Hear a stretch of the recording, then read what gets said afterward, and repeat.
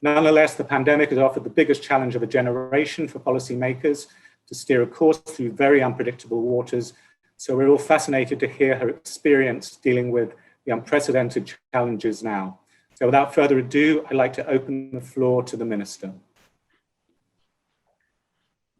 Thank you very much. Very good afternoon to all of you. And I think this is still relevant since we haven't met since the new year. So I'm going to say Happy New Year to all of us. We were thinking that we are going to pass 2020 and we want to just bury that year because it was just so many story which is not really happy for all of us. But we are hoping that 2021 is going to be much better. Let me give you the update for the economic situation as well as the government policy response. As you mentioned earlier on the opening, this is really unprecedented for Indonesia as well as for the world. I think the precedents like centuries ago. So for the policymaker, this is definitely a challenge that we really have to face. How we are going to deal with the pandemic and at the same time recovering the economy and protecting the people. So let me update from the economic side and how the government of Indonesia, especially on the fiscal policy, responding to the COVID and how we are going to continue building Indonesia and continue our important work on reforming this country. On the economic side, as you are all aware that the pandemic changed the economy globally very significantly. From originally, we were very, very optimistic that 2020 is going to be the recovery from the 2019, the slowest growth globally since the global financial crisis. But then only less than 3 months when the WHO announcing the COVID, then all projection of the economic activity in 2020 has been changed from positive 3.3 into a contraction of 4.9 or even then 4.4%. This definitely showing that globally, the whole economy, they are all changed very dramatically because of this COVID.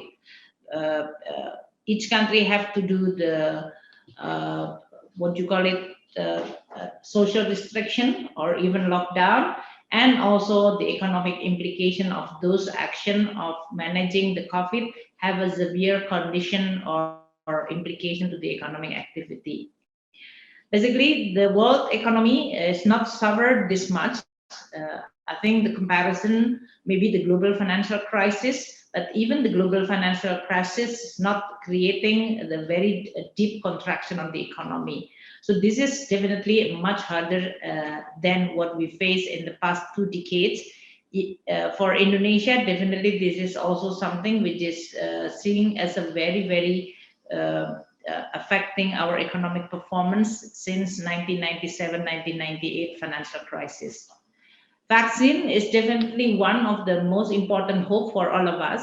So we are thinking that this is going to be a game changer for the economy globally, but certainly there will be a lot of dimension regarding who can have the access of vaccine, how we are going to be able to distribute this important globally.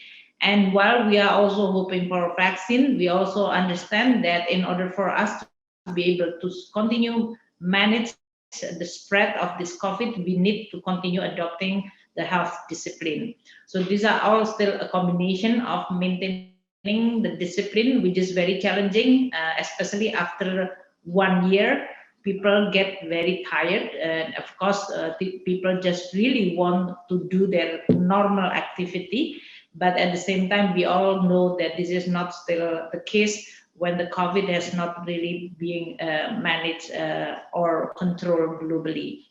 So this is going to be a combination between hope and vigilance.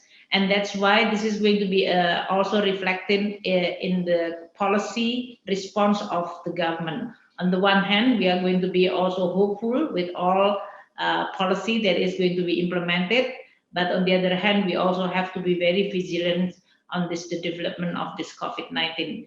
This is especially true for Indonesia, especially after the end of 2020, after Christmas holiday and then New Year, in which the cases in Indonesia has been spiked very rapidly, and that's forced us, especially for some provincial area, to adopt what we call it a more discipline on the movement of the people, and that definitely will have the implication on the economic performance on the first quarter of this year. But all countries in the world responding to this COVID through the fiscal side.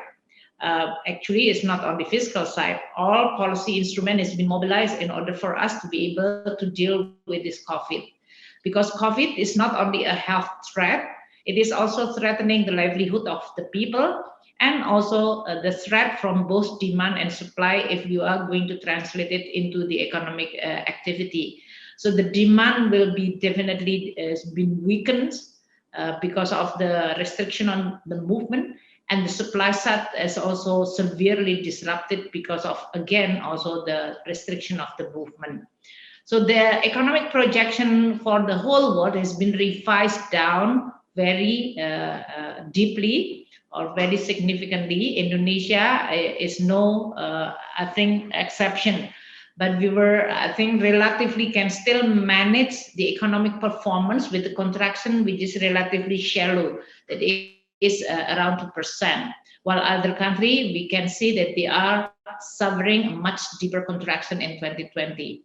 And also, if you look at the fiscal side, the way that we are designing and responding to this COVID, both from the demand side as well as health threat, relatively efficient. Our deficit has been relatively modest at around 6%, while if you compare with many counter-cyclical measures taken by many countries in the world, especially in Europe and United States, you will see that their counter-cyclical through the widening fiscal deficit has been very, very deep or very significant in the double-digit deficit. And with that, certainly the public debt globally is going to increase significantly in this past year and expected to be continued this year. So for Indonesia, after 2020, we are relatively in a good position or better position, but we are not, in this case, complacent. So we really have to make sure that the recovery is going to be continued or even accelerated while we stay vigilant in addressing the issue of COVID, which is still continue widespreading, and at the same time nurturing the recovery, which is already seen early indication. For example, like the PMI manufacturer in Indonesia is already in expansionary zone at the 52.2. Consumption on the cement is also has been increased. Electricity consumption is also recovered from the very deep last year.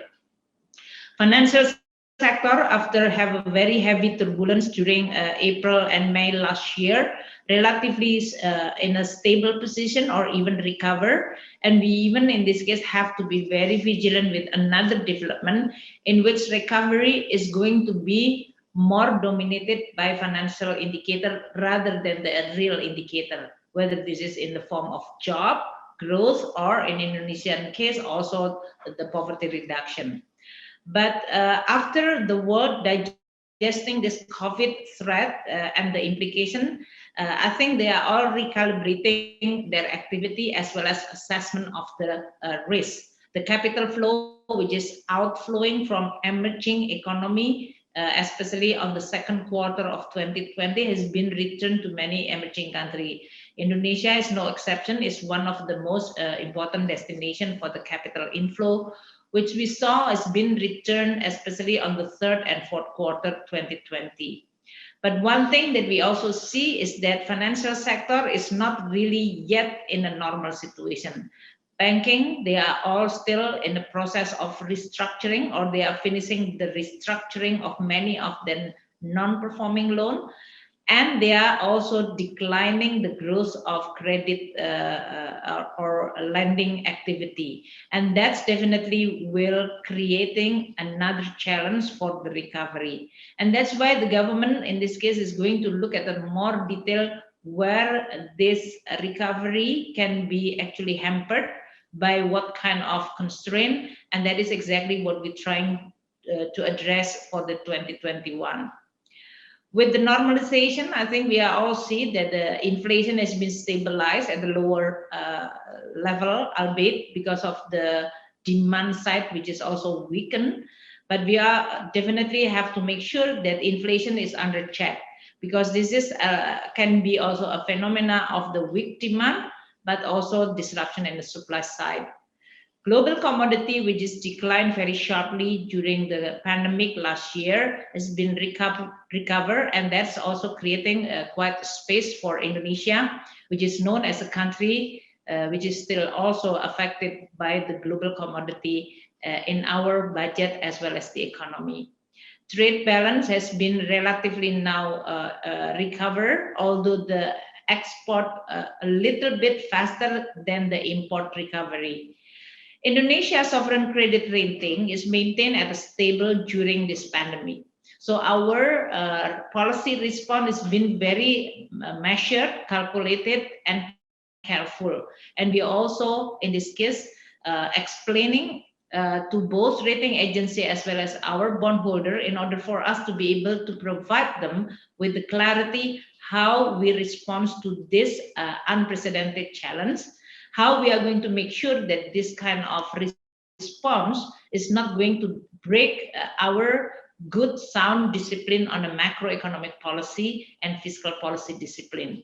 So with that, we were able to get the rating, which is affirmed at a stable outlook, although we have to admit that all countries in the world certainly suffer a fiscal policy pressure, which is really significant.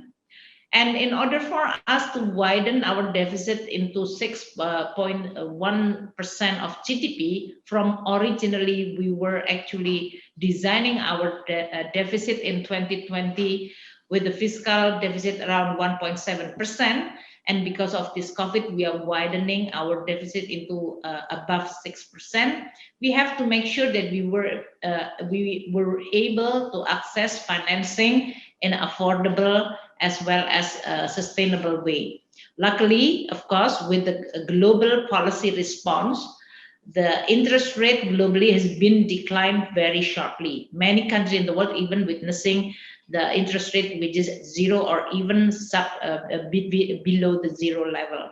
So with that, Indonesia can comfortably financing our deficit through both global issuance as well as domestic issuance. On the global level, our 4 issuance, both in January, April, July, and June last year, received either historically low for the yield curve, or we are extending our maturity even for the first time, issuing 50 years maturity of our bonds with relatively still very competitive interest rate. And also from both specific market like Japan as well as Islamic finance, we were able to tap this niche market in a very competitive way. At the retail level also, given that many middle upper class households in Indonesia have nothing to do, but they have money, so they put money in the bank, so the amount of deposit increased by 11%, and some of them significantly invested in our retail bonds. So let me talk now more into detail on our fiscal response. As you all know, with the COVID, which is affecting not only the health, but livelihood, demand and supply of the economy. So we have to adopt an extraordinary policy to deal with this extraordinary challenge. President has submitted the emergency law back in April, that is the emergency law number 1, 2020, that is become and adopted by our legislator to become law number 2, 2020. With this extraordinary policy, government allowed to have a deficit which is above what is traditionally our fiscal discipline rule, that is no more than 3% of GDP. This law allowing us to have a deficit above 3%, but only for 3 years. This is because we are calculating this extraordinary situation is going to face us for at least 3 years, and that's why we will allow to have relatively more expansionary fiscal deficit, but still in a very, very calculated and prudent way. We also, with the combination of understanding how this COVID has been transmitted, we are starting to reopen policy on the economy, while at the same time adopting the health discipline by wearing masks, maintaining distance, and frequently wash your hand. I think this is the campaign that the government is trying to establish and provide to the people, so that we will be able to maintain both the economic activity without sacrificing, or in this case, worsening the spreading of COVID-19. In 2020, by the end of the year, we're focusing on the recovery, and this is going to be accelerated for 2021. But while we are also accelerating the recovery, we also start doing the reform. The reform is not stopped because of COVID. Even in this case, the thinking within the government, we are using this COVID crisis as an opportunity for us to do a much deeper and accelerated the reform in Indonesia. That's why you see in this case, Indonesia still passing a very historical law, that is the job creation law, which is really a widespread reform for many doing business in Indonesia. We are going to also use this COVID crisis in order for us to be able to reform the health sector, and also for us to be able to reform and accelerate the human capital development, especially in education, health, and social safety net. So 2021 is not going only about COVID, in which vaccination is going to be very critical, but also about deeper reform for our economy, as well as accelerating the recovery. So the three main themes, that is the health, reform, and dealing with the COVID, and then deeper recovery and accelerating the recovery. I think this is going to be one of the most important. If you look at the way that the budget has been designed in dealing with this COVID, in 2020, we were spending 2,589 trillion rupiah, in which the National Economic Recovery Program consists of health, social protection, support for the small, medium enterprises, business incentive, and supporting the sectoral as well as regional government on a priority program.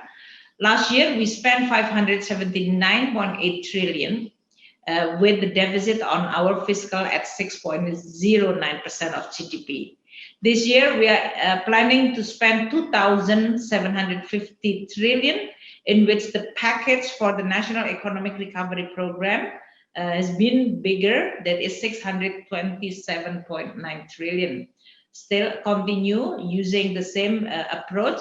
It will consist of health, social protection, support for the small, medium enterprises as well as corporation, business incentive, and supporting priority program on a sectoral and regional level. This year, we are designing our budget with the deficit slightly lower than last year, that is 5.7%. What does it mean? That means that we are starting to consolidate the fiscal, but not too early and too fast. And that is a combination of a signaling that we understand that deficit at 6% or 5% is not a normal situation for Indonesia. But understanding that the situation is not easy, that's why we are going to do it gradually in order for us to be able to consolidate our fiscal policy again. Revenue on the government side has been depressed very significantly because of the COVID. Because COVID, many of the company as well as taxpayer, they are under very difficult situation. While on the other hand, the spending has been increased because of the health, including vaccination, social protection, as well as support for the business and small medium enterprises. So with that, we are going to be able to manage the combination of how we are going to deal with this COVID and using our fiscal tool, especially to protect the people and dealing with many dimensions of this COVID, which is very complicated, much more complicated than even financial crisis.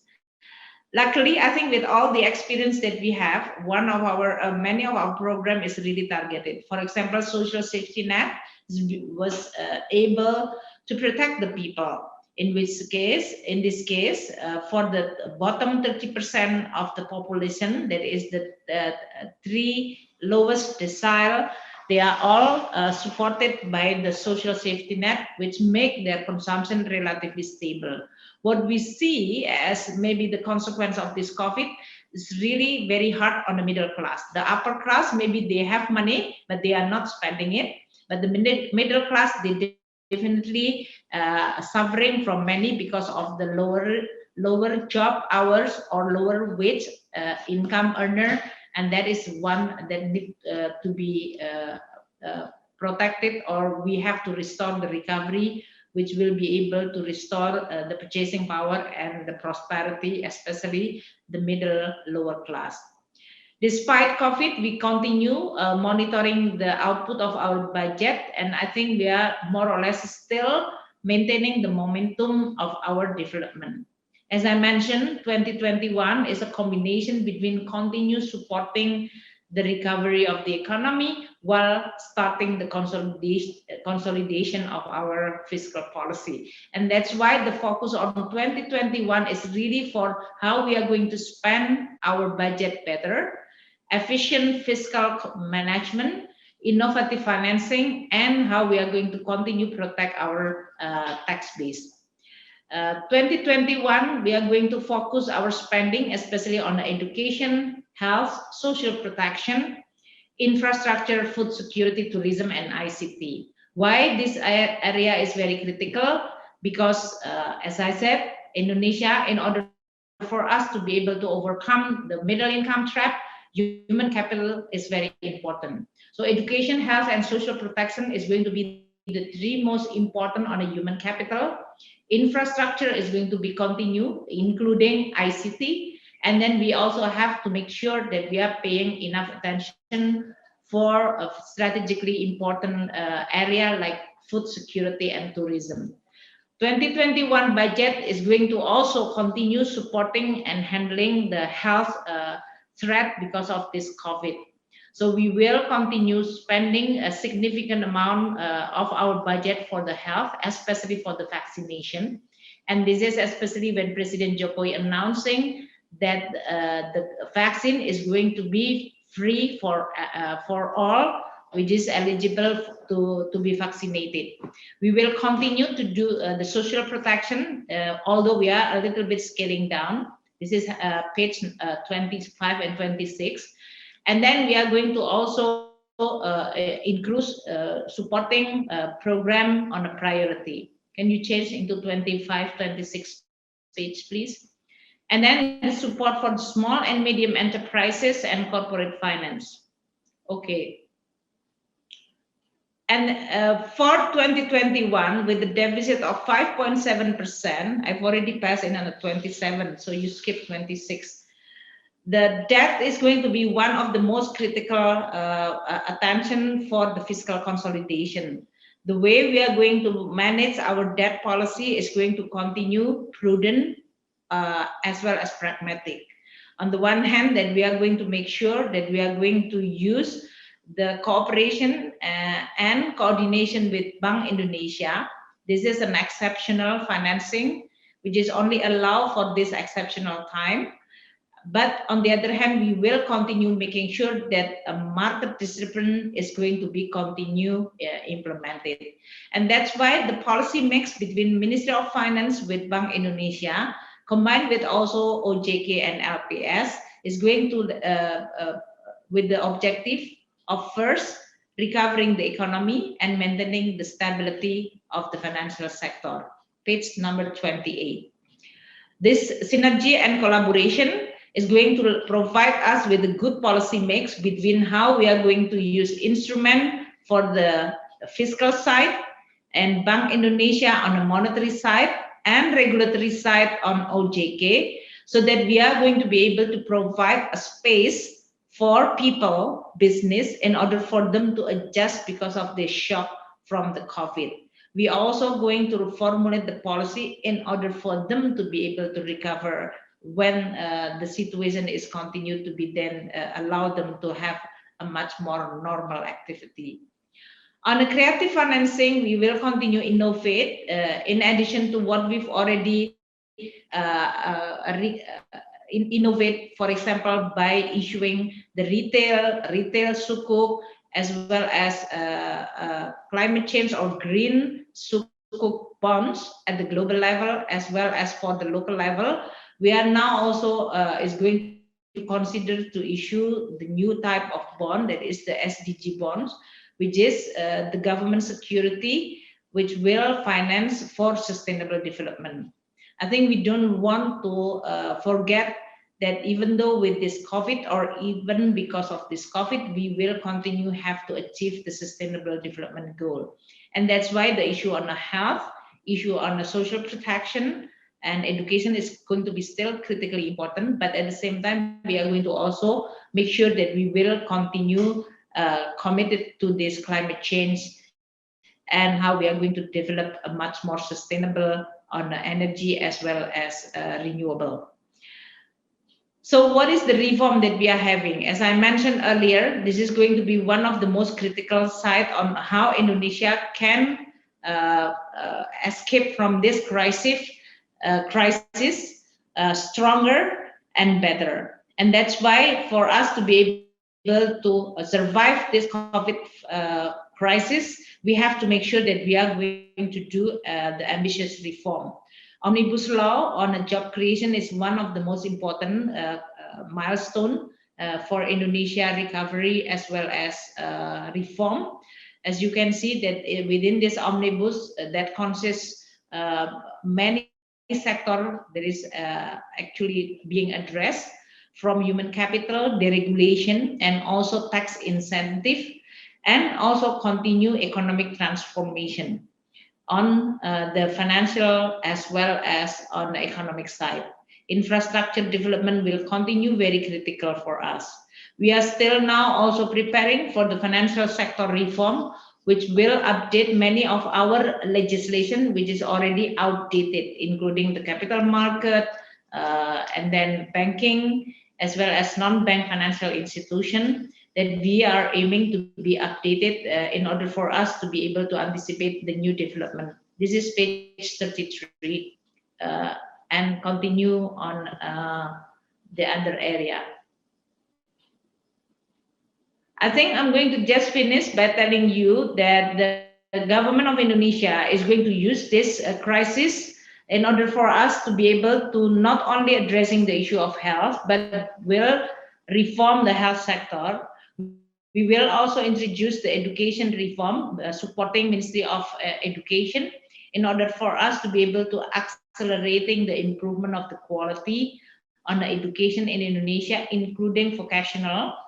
And we also now, with the need for us to be able to build a social safety net, which is really needed, especially during this crisis, we were able that we need to first update the data and then adopting the social safety net program, which is much more coordinated and collaborate across ministerial and local government. Infrastructure, bureaucratic reform, and budget reform is going to be one of the area which is very critical for Indonesia that is continued. And we will also strengthening the ICT, which is very critical. With this COVID, we recognize that without ICT, we are not going to be able to then continue making activity, productive activity, both at the people level, business, as well as government. Indonesia still have many thousands of villages which is not connected to the internet, and that's why improvement on the ICT is going to be one of the most important priority for Indonesia. With that, ma'am, I'm going to close by saying that for us, we will continue using all the instruments, including innovate the new instrument as well as institution. One of the new institution which is established through this omnibus law job creation is sovereign wealth fund, which is going to be complementing of all the economic and financial activity and instrument by the government in order for us to be able to attract more capital through equity refinancing. So sovereign wealth fund is one of the breakthrough in which we want to maximizing our capital as well as inviting more capital to come to Indonesia and invest in Indonesia. So it will complement what is the reform that we are doing. So with that, I'm going to return to you, Chairperson. Thank you. Thank you very much, Minister, for that very comprehensive look at your current strategies. Before we open for questions, grateful if people could put a question in the chat room or raise hand, but please use the name of your organization, who you represent, and a maximum of 2 questions. I'd like to first of all, if you may, just give you a couple of questions, one on macro, one on vaccination strategy. Just on macro, you touched on deficit spending to GDP and the fact other countries have gone far higher. I just wondered whether the cap on deficit spending to GDP should be raised for longer and even be higher given the uncertainties we are now facing with the pandemic still. The second question was just looking at vaccination strategy and the economy. I mean, how fast do you envisage being able to reopen the economy given the vaccination timeline? And will cities and areas with big economic activities and industries be prioritized? Of course, I'm talking about after frontline staff have been vaccinated first. Thank you. Should I respond first? Sure, okay. Please. Well, first on the deficit spending, given that other country is actually using the fiscal tool in a much more powerful in this case, and of course that's also affecting the performance of their economy. But if you look at the result in 2020, I think Indonesia with the deficit of around 6%, but the contraction of the economy can be maintained at around 2%. That's tell a lot about the structure of the economy as well as the importance of the budget in this case. My own experience as a finance minister, I do understand that the capacity to spend a good quality of spending without compromising the governance, or in this case corruption, is going to be one of the most important. During this crisis, definitely we changed significantly our budget. So in addition, instead of just putting more spending, we said in this case that within our budget structure, we saw a lot of room to refocusing and reprioritize our activity. Because of this COVID, those activity and spending cannot be implemented. So we use these resources in order for us and shifting it into a much higher priority. It's much more obvious one that is on a health, social protection, and for supporting especially business, especially small, medium enterprises. That policy strategy worked well. Of course, we are still also facing with many of the challenges. So this is not about only the size of deficit, but the design of those spending and the effectiveness of the spending. Now, your question is, given the uncertainty, this is maybe the most challenging one. I'm sure if you ask all countries in the world, if you ask, do they know when this COVID is going to end? I don't think that any country can answer exactly what. So what we are doing is at this moment is actually try our best to manage and control the spreading of the COVID and look at the possibility how the combination between this controlling COVID and restoring economic and social activity, because that is the two most important. So with that, we don't really have to face a severe trade-off, because Indonesia never really adopting a severe lockdown. If you can see that Indonesia, like Jakarta, for example, in which you are all more familiar, I think the most severe one that was back in March when we really closed everything. That was the shock. But since then, we try to normalize with a combination, what I said, the health discipline. Of course, this is a challenge for a big country like Indonesia, and especially the most populated and with the density of the population, especially in the area which is very critical. But so far, with this kind of policy combination, providing us with a good result on the economic side, health. At least we don't see any of the hospital which is totally collapsed. We always can see the flattening when we see the increasing bed occupancy, then we then tightening, then we can really see that this can be overcome. We also mobilizing many of the space, public space, in order for us to provide the isolation for those which is getting the COVID-19. So this combination provides us the health activity, health handling, and at the same time, without really sacrificing the economic and social activity too much. We are not complacent. This is still continue, like recalibrated. In fact, in the past 2 weeks, cabinet has been very focused on how we are going to change slightly the strategy, because we see that we will be able to do a more discipline at the very micro level. Micro mean villages or even RT RW in Indonesian term, rather than you are closing the whole city, which is not really doing good for the economy. On the second one, on the vaccine, I think you all know, of course, depend on how fast and our access to vaccine. Indonesia is among the country who's actually responding very quick in order for us to get the procurement of the vaccine globally. So we have at least among a few countries who starting the vaccination early enough. But it's really depend on the supply of the vaccine, and we are now already secure the amount of the vaccine needed for us to achieve the herd immunity according to the expert. How fast this vaccination? I think we are mapping in terms of the mobility of the coverage of this vaccination. You are asking what is the priority? For Indonesia, of course, politically, we have to make sure that the whole country, that is all provincial area, have the access of the vaccine. Although we know that the most of the epicentrum of this COVID, mostly in Java, especially in Jakarta, Central Java, Eastern and Western Java, but we are covering the whole, including, of course, Bali is hit hard by this COVID. But we are making sure that this is going to cover the whole Indonesia, because we are not restricting the movement people from one provincial area to other provincial area. But of course, then on the second stage of this vaccination, we also have to make sure that we are strategically handling what area which is matter most for the people.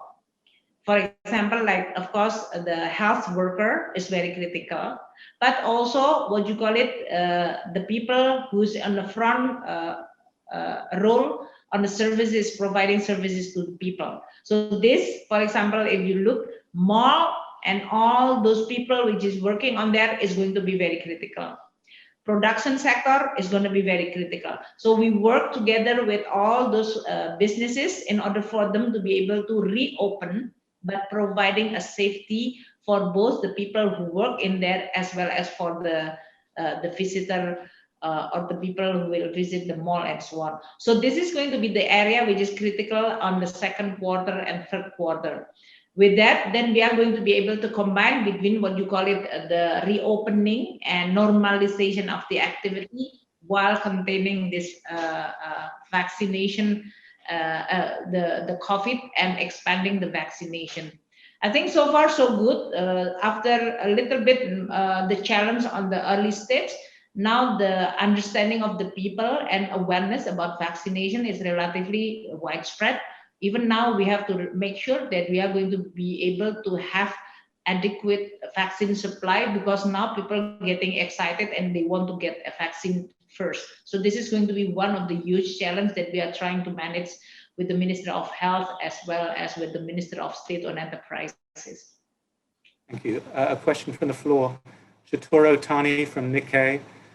Could I ask the Minister to expand on the country's sovereign wealth fund plans? The scope of investment, will it only be infrastructure or invest in tech like Temasek does? And also ROI targets. Also, how confident is Indonesia it will not end up like Malaysia's 1MDB? Well, first, this is one of the mechanism in which we recognize that many of the government as well as state-owned asset, they can be what you call it, optimize or maximize the value. Many of them is actually can be creating value added through a different kind of financing. Second one, Indonesia only overly focusing on the financing of our development, which is using the leverage or borrowing, which is not going to be sustainable. So a combination between the one, on the one hand, we have a lot of assets that can be actually created more value. And on the other hand, we also have the ability and have to create the ability to attract financing, which is non-borrowing, that is an equity, that require us to establish this kind of sovereign wealth fund, which is a totally different and once of a kind at this very moment. And that's why we are putting within this omnibus law job creation. So we have a strong legal foundation for this sovereign wealth fund. We've already completed the whole governance structure as well as a governance business model and the governance for this sovereign wealth fund. We are fully aware about the reputation of sovereign wealth fund in this region, especially from Malaysia, and that's maybe give us a good learning for us to be able to design not to repeat the same mistake. So we ask, especially even during the recruitment of supervisory board, many of the candidates were asked specific question. Do you understand what was the mistake of the one MDB and how, if you are recruited, we should avoid those kind of mistake. So that was like the real theme that we are providing in order for us to be able to recruit the right person, building the right governance, and also establishing a good governance in order for us to be able to avoid that kind of mistake. Transparency, check and balance, intervention of the politic, these are all the area which is identified. So we try to really establish within the sovereign wealth fund. So far, even our engagement with the parliament has been very, very constructive and positive. What is the area that we are going to work? I think at this very moment, maybe infrastructure is the most ready one, but this is not limited to the infrastructure. Indonesia has a huge potential in this case. So even on the health sector, tourism and other is going to be one of the area that can be open in the next stage when they are ready. So at this moment, we are very much focused on how we are going to establish the first foundation on the structure and governance and recruiting the right people and providing with the right working framework that then focus on how we are going to communicate with major financiers globally. We are not limiting ourselves. So at this moment, we are very open to many of those who is interested to join with us. The most important is actually this understanding, the same understanding about the need to build a good productive asset, which is benefiting both the investor as well as the Indonesian people. Thank you. Two more sort of macro questions here. If you perhaps I'll combine them slightly from Randy Noviglianto at PGA and Kevin O'Rourke at Reformasi Weekly. Randy's asking us, does the government have the fiscal space to expand and continue for months more to come social protection measures that would allow the government to impose more effective control and reduction of the pandemic? And then a question from Kevin, which is on burden sharing, collaboration with Bank Indonesia. What time period do you envisage for an exit strategy and a return to conventional debt financing? Okay, the question about the fiscal space, certainly with now the debt is going to increase around 38%. And of course, the primary balance, which is also in deficit, we have to be very careful that this situation is not sustainable. Although if you compare with many other countries that the debt to GDP ratio, Indonesia is relatively still very low, it doesn't mean that we are going to be like them becoming reckless in managing our fiscal.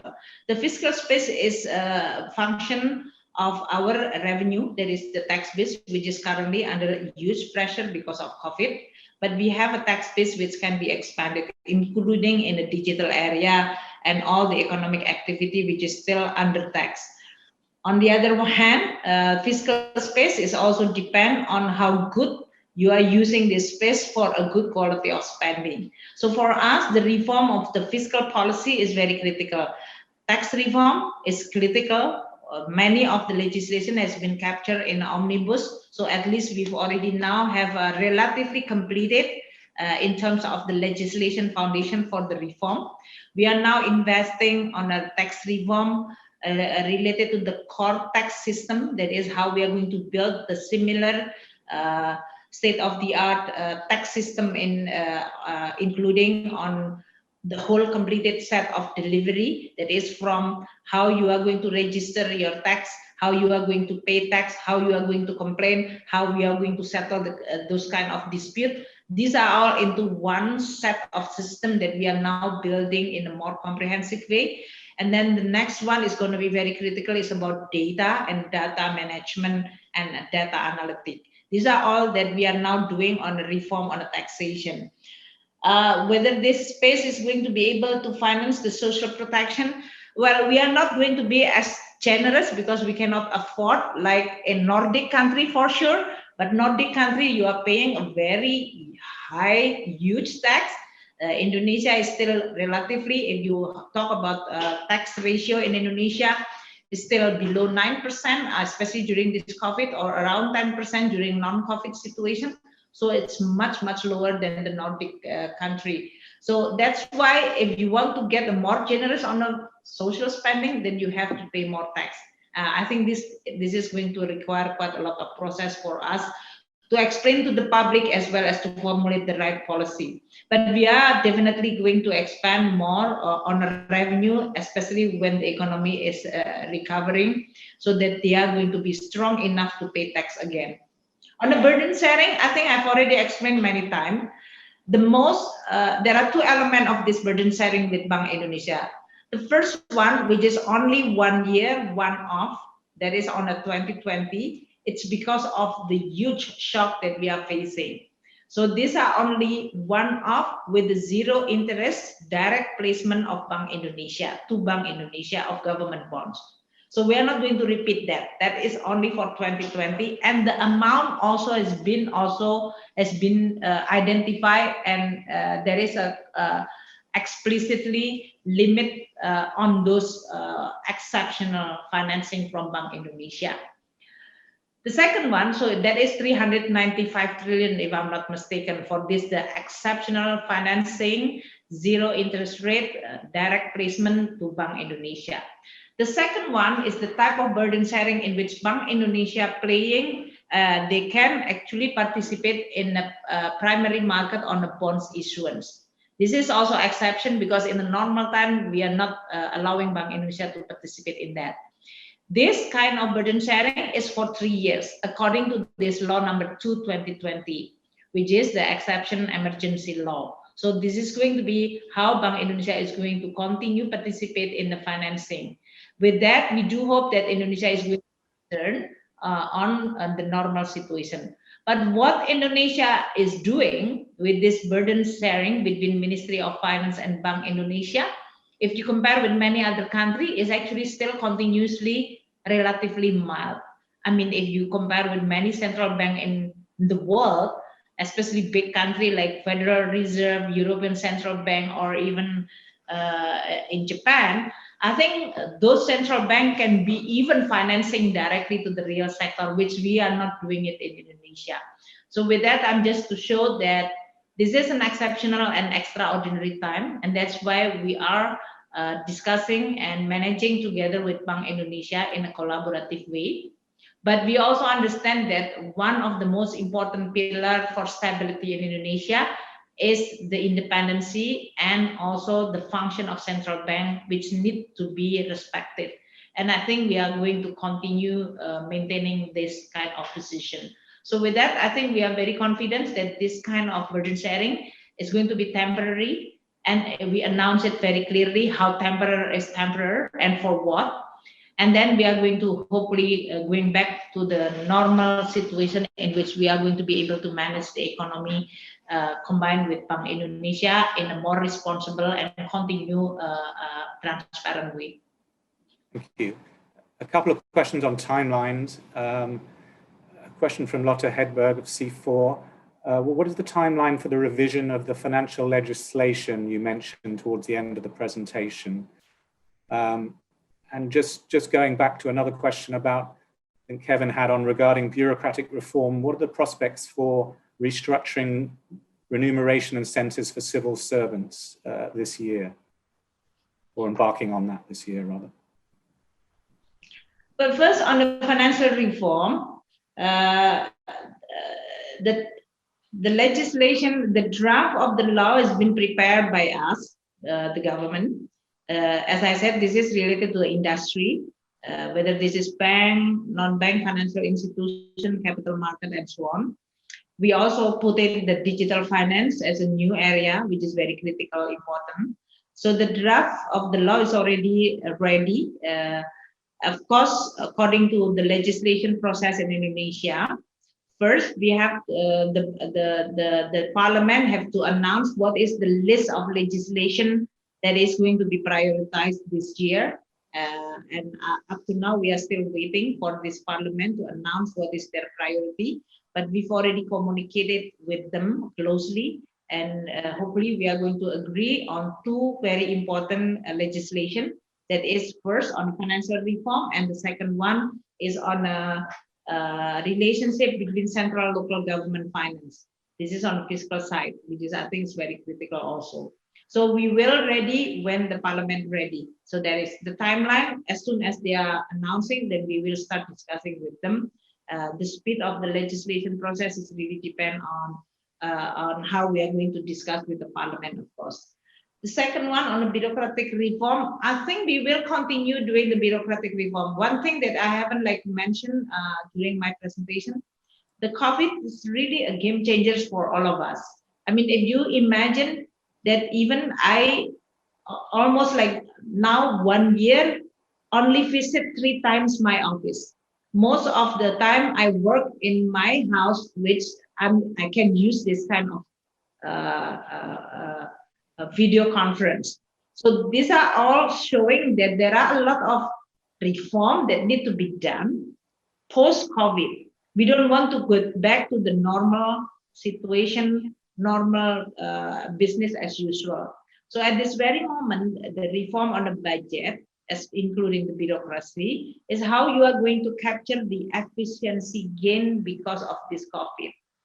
But on the other hand, we also want to make sure how we are going to make sure with this experience of COVID, you will provide a more productive, a better work-life balance for the bureaucracy.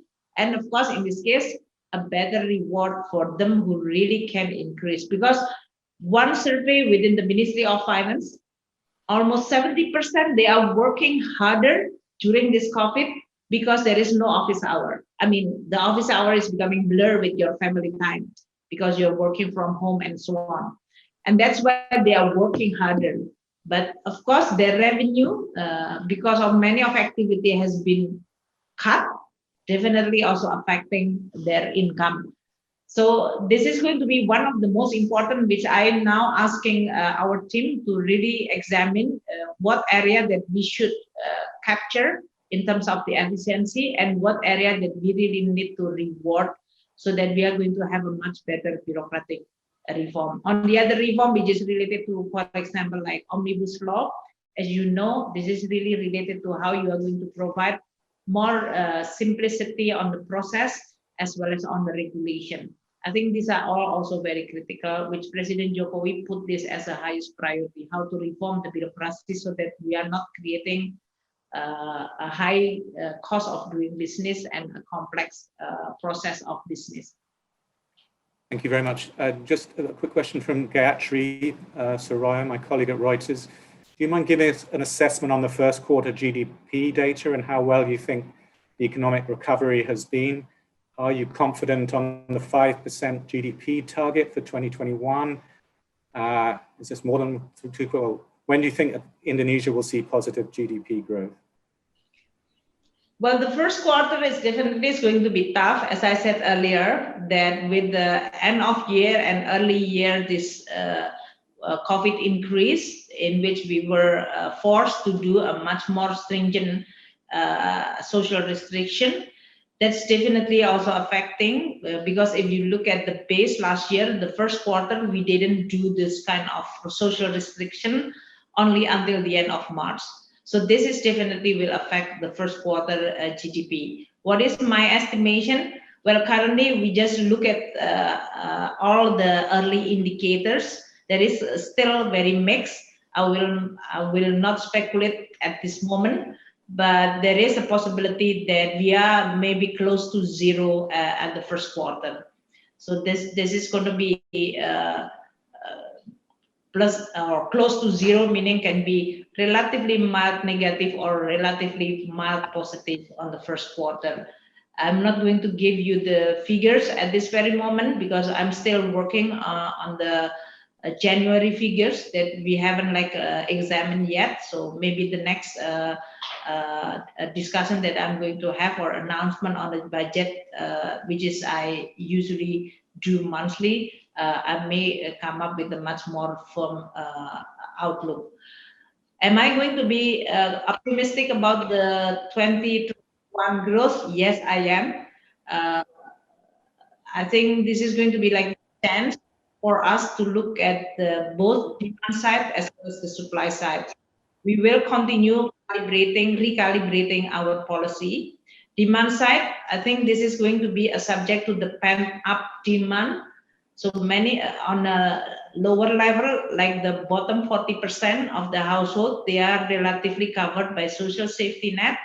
For the above 40%, they are all depend on the confidence on the COVID. So with the vaccine, I'm more confident that this is going to realize the pent-up demand, especially for the middle upper income. With the restoration of the consumption, I think this is going to have a bigger chance for us to have a better recovery. The second one, investment is, I think, also very promising. From the banking sector, they are looking at the recovery of the lending at the level between 5 to 7% growth of the lending. So that will be quite modest, but I think it's good sign. Capital market has been very bullish. The problem is more supply side. So the corporation who need financing, they definitely can go to the capital market because there are quite a lot of investors, especially at the retail level, which is want to see more instrument to be marketed.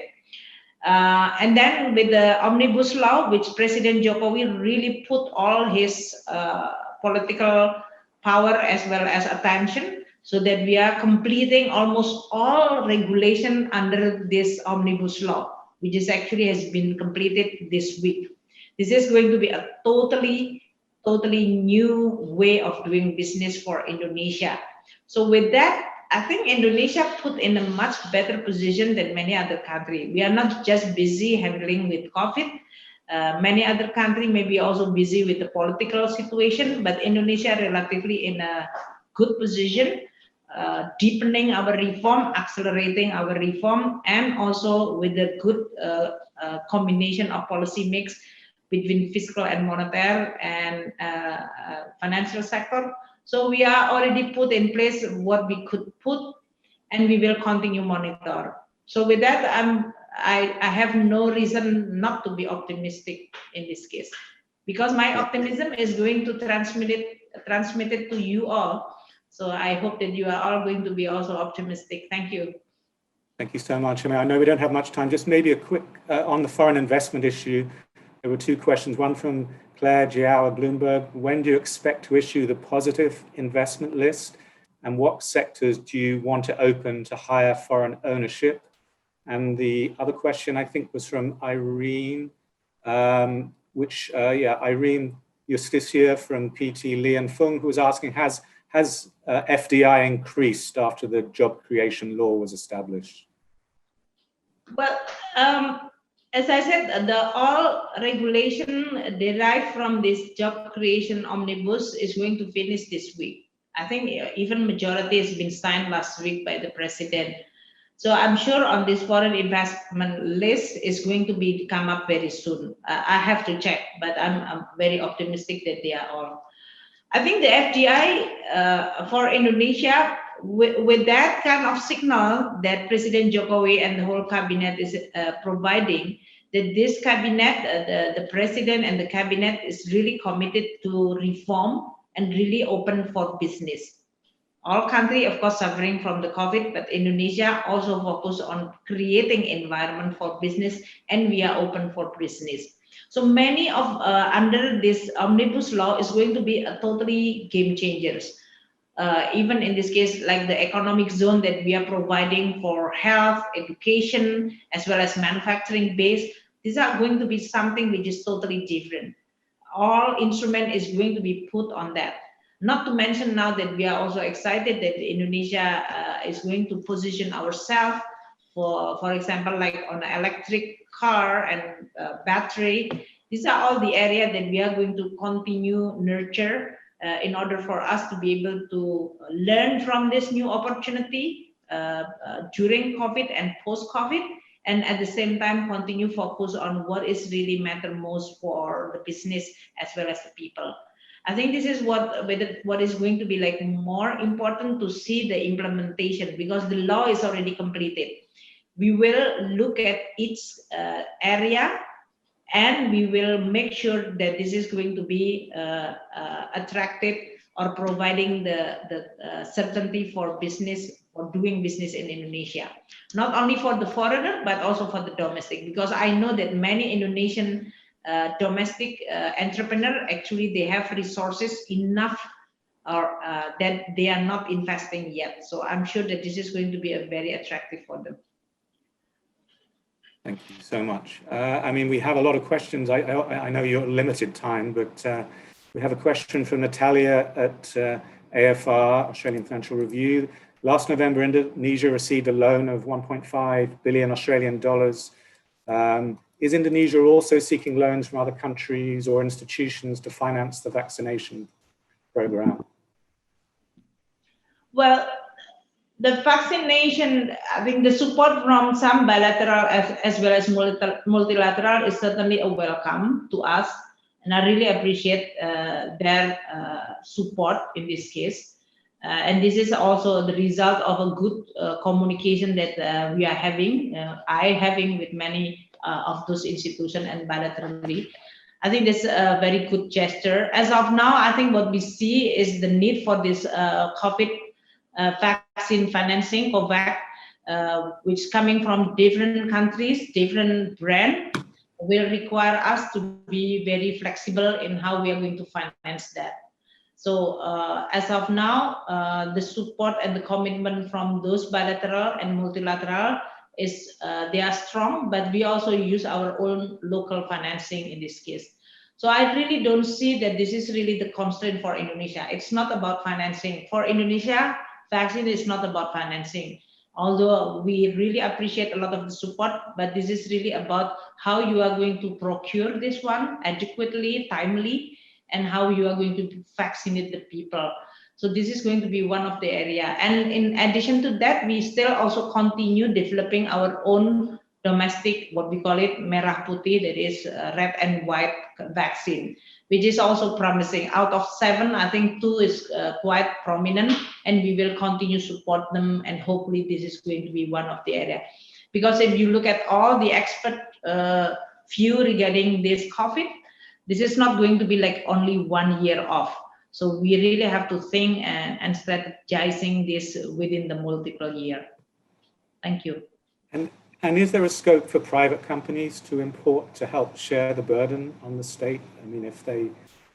Well, we are actually participating in this Gavi, in which CHAPI developing this COVID, which is dedicated especially for the country, both developing and emerging. and especially for the poor country.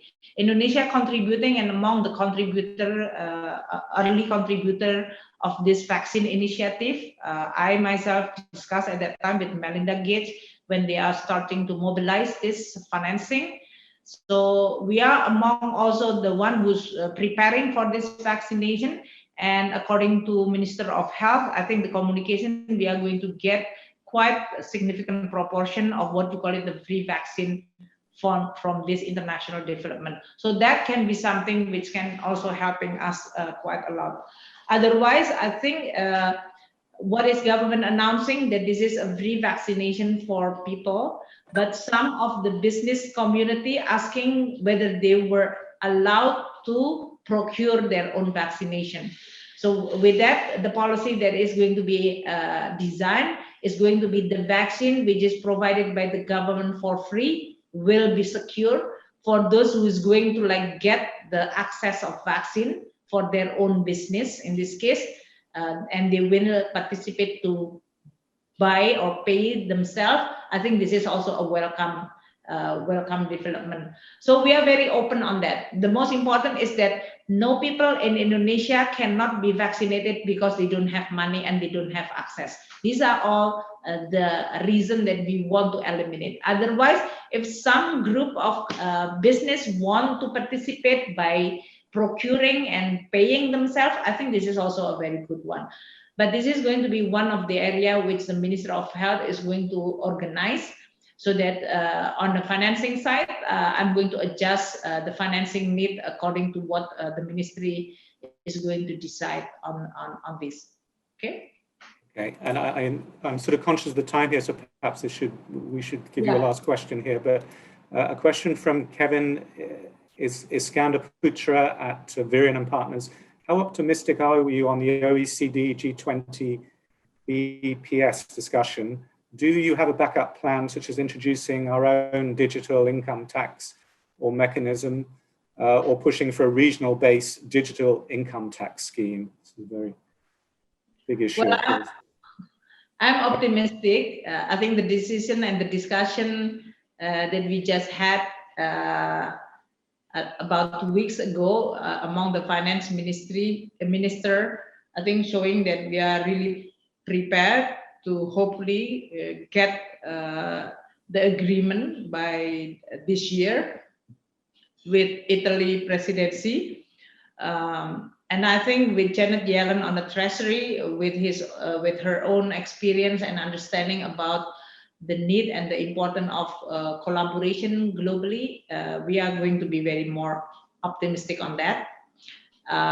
Do we have a backup plan? Yes, of course. We will continue if this is not going to be the case. How Indonesia will protect our own taxation right and tax base, especially on a digital, is going to continue to be ready. In fact, even before this kind of agreement, we will continue negotiate with all this company in terms of what we call it the fair taxation for Indonesia. Because the beauty of digital is that you actually can see it. I mean, you cannot like really avoiding it. So in this case, it's very transparent how much money you get from Indonesian market, how much money you earn from this country and from this economy, even without your physical presence. And I think it's just fair for them to pay the fair tax for the money that they are generating from this country. I don't think any company can avoid that, because all country is going definitely to impose the same principle. So it's just a matter of time. So I'm optimistic, but we will continue prepare and working in a detail on how Indonesia is going to protect our taxation right. Thank you very much. And with that, I'd like to thank you very much for speaking to us today. And I know it's been difficult to fit it into your schedule, so thank you for your backroom staff and the JFC staff as well for pulling this together. And I'd just like to wish you all the best over the year and look forward to hearing a further update as we go forward. And I'm sorry I didn't get to all. There's some questions and comments people made which your staff or you might need to look at later. But thank you very much from all of us, and We look forward to seeing you again. Thank you so much. And I do hope that we are going to continue to have a good communication, and we will promise to communicate well our policy. And hopefully we are going to arrange another meeting when we are going to update you with so many things, which is very dynamic, very exciting, of course, also very challenging.